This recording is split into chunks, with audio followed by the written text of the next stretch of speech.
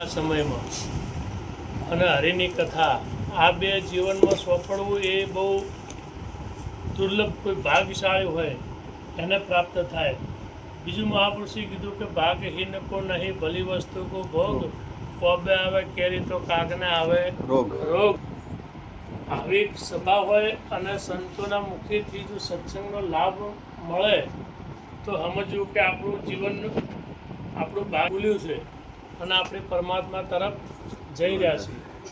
ન કે આ જમતમ બાબત નહીં. ભજનની અંદર મેળાવડો રાખો તો ઘણા બધા પ્રસાદના ટાઈમે ઘણા બધા હોય, જમવાની ટાઈમે, પણ એ રહી ના શકે, વાપરી ના શકે. એમ ઉનાળાની અંદર કેરી પાકે તો કાગડાને મોઢામાં ચોદી પડે, રોગ થાય, એટલે કેરી ખાઈ ના શકે. કારણ કે કેરી ખાવાનો જેટલો આનંદ આવે એમ આપણા જીવનમાં આપણું ભાગ્ય મોદું પડ્યું હોય તો આપણને આવો સત્સંગ મળે ના. એટલે તુલસીદાસે એટલે કીધું કે આ બે વસ્તુ મળવી કાઠી છે અને આપણને સહેજે સહેજે મળે છે. કોટી જન્મના પુણ્યથી મળ્યો મનુષ્ય અવતાર, હેત કરી હરિના ભજ્યાને લાખો વાર ધિક્કાર.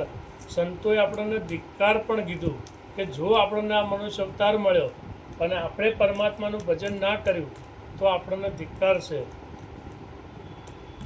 નારાયણનું નામ ઉત્તમ ના ભજન નર નારી, ધીક ધીક જનની તેની કહીએ જણ્યા તે જક મારી. આ સંતોએ ઠપકા આપ્યા આપણને કે મનુષ્ય અવતાર મળ્યો અને પરમાત્માનું ભજન ના કર્યું તો આપણને એક પ્રશ્ન ઊભો થાય કે ભાઈ ભજન તો આપણે કરીએ જ છીએ. કોઈ મંદિરે જાય, કોઈ ગમે તે સપ્તાહ બેઠી તો અભળવા જાય, કથામાં જાય, હરેક જગ્યાએ બધા જઈ, પણ જીવનનો ઉદ્ધાર કઈ રીતે કરવો? કથાઓ અભળવાથી જો આપણનો ઉદ્ધાર થતો હોય તો ટીવીમાં 24 કલાક તમે ધાર્મિક સિરિયલ ચાલુ કરો તો કથા ચાલુ હોય, પણ એનાથી આપણા જીવનનું કોઈ પરિવર્તન આવ્યું? જે મહાપુરુષો આગળ થઈ ગયા તો એમના જીવનમાં એમને કોઈ સંત મળે, એમના સંતોના ચરણે ગયા અને સંતોની વાતને માની અને એ કીધું એ પ્રમાણે વર્ત્યા તો એમનું જીવનનો પલટો થઈ ગયો. તમે જુઓ કે આ જેસલ જાડેજા તો એટલો બધો અધમ, એટલો બધો પાપી કે હગા બૂન અને ભોણિયાને કાપી નાખો એટલે કેટલા હદે વાત રહે. આતંકવાદી કરતાં ખતરનાક કહેવાય. છતાં પણ તુળી રાણીનો સંગ થયો અને તુળીની વાત માની. અને તુળી રાણી કીધું કે પાપ તારો પ્રકાશ જાડેજા, ધર્મ તારો સંભાળ. એને એવું કીધું કે પાપ તારું પ્રકાશી દે, કહી દે કે મેં આટલા આટલા ગુના કર્યા જાહેરમાં સંતોને, અને ધર્મ તારો સંભાળ. તો કે પોતાનો ધર્મ શું?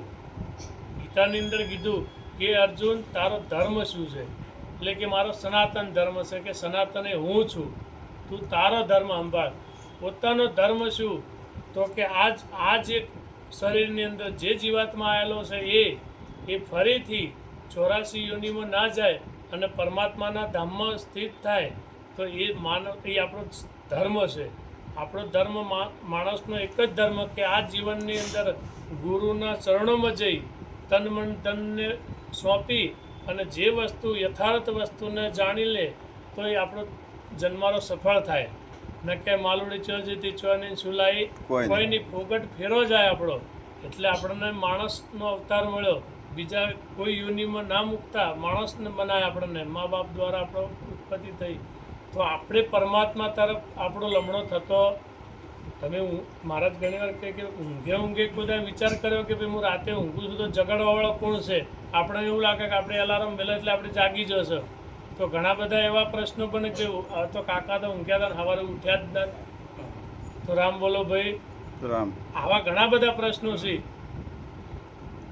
બીજું કે આ શ્વાસ બહાર ગયા પછી પાછો આવે છે કે નહીં એ કોઈને ખબર નહીં. મેં માયા કી માછલી મારા જાડે વળજ્યા કેસ, મને મારી ખબર નહીં હું ઘેર પડું કે પરદેશ.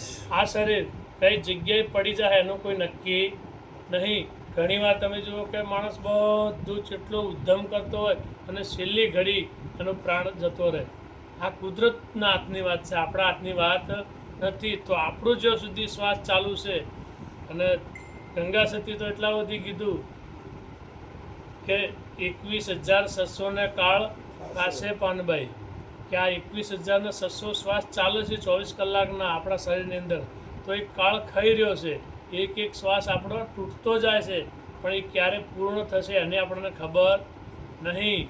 જાણ્યું નહોતું જાનકી નાથે કે સવારે શું થવાનું. સવારે રાત તિલક કરવાનું હતું રોમને, અને આદેશ થયો કે તમારે વનવાસ જવાનું છે. બરાબર? તો આપણા જીવનમાં કઈ જગ્યાએ ક્યાં જવાનું છે, શું ઘટના ઘટવાની છે ખબર. ભૂકંપ થયો, બધા સુખ શાંતિથી ઊંઘ્યા હતા, કોઈ ધંધા ગયા હતા, કોઈ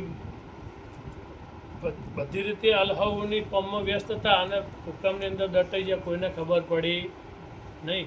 એટલે આ જીવનની અંદર કઈ જગ્યાએ શું બનશે એનું કોઈ નક્કી નહીં. તો સત્વરે પરમાત્માનું ભજન કરી સંતોના ચરણોમાં જઈ અને ભજન શું છે એને જાણી લેવા જેવું છે. આપણે આ સુધી ભજન કર્યા એટલે કે ભાઈ અમે તો ભજનમાં ખૂબ જઈએ છીએ, અમે તો કથામાં ખૂબ જઈએ છીએ, સપ્તાહો ખૂબ વભળીએ છીએ, ચેનલોમાં કથાઓ ખૂબ વભળીએ, પણ એનાથી શું? આપણે મોદી સાહેબને ઓળખતા હોય, બધા બહારના નેતાઓને ઓળખતા હોય, બધા ખેલાડીઓને ઓળખતા હોય, પણ આપણે આપણને ના ઓળખતા હોય ત્યાં સુધી. એટલે કીધું કે તું પોતે પોતાને જાણ, તજી તન મન ધનને, નિરખી લે પદ નિર્વાણ તું કરી સત્સંગને. તો સત્સંગ એટલે આ બેઠા એના સત્સંગ નહીં, આ એક સમાગમ કહેવાય, સંત સમાગમ. પણ સત્સંગ વસ્તુ કે સતનો સંગ. તો સત્ય શું છે જીવનમાં? સત્ય માટે ઉમા પાર્વતીજી શંકર ભગવાનને પૂછ્યું કે આ બધા સત્ય સત્ય સત્ય કહીશું તો પ્રભુ સત્ય શું છે તમે કહો. શંકર ભગવાને કીધું કે ઉમા કહો મેં અનુભવ અપના, હરિ નામ સત્ય સંસાર સબ સપના. સંસાર એટલે આપણે ના દેખાય છે અને આ શારીરિક સંસાર છે.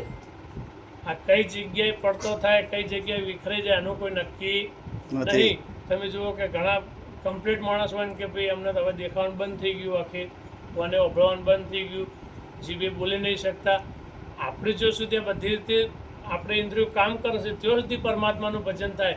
હવે આપણે 70-80 વર્ષથી નિવૃત્ત થઈને પછી આપણે કે હવે મારે ભજન કરવું છે, પરમાત્મા ગોડો છે. તમને કોઈ નોકરી રાખે? ઘંટા માણસને 50 ઉપરનો હોય કોઈ નોકરી લે? સીટીઓ ગોડો જ લે, શું કરે છે ને પગાર હાલે? એમ પરમાત્મા તો આપણો જગત પિતા છે, તો એ પછી આપણું ભજન સાંભળે. એટલે આપણે હાલ જાગ્યા તોથી સવાર એટલે સત્વરે સંતોના ચરણોમાં જઈ અને આ વાત જાણી લેવા જેવી છે. બોલ શ્રી સતગુરુ ભગવાન કી